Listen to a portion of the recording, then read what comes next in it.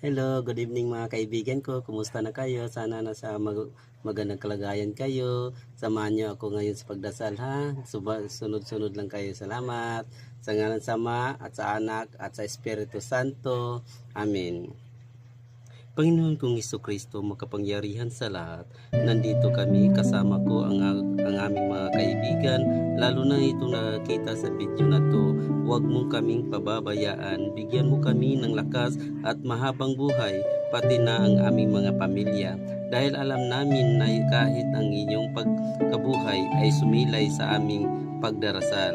Kaawaan mo kami at naway pagbigyan ang aming kahilingan sapagkat kami lubos na nagtitiwala na sa inyong ipagkakaloob ng aming mga pinagkikiusap ng mga pangangailangan ng aming katawan at kaluluwa, lalong-lalo na ang aming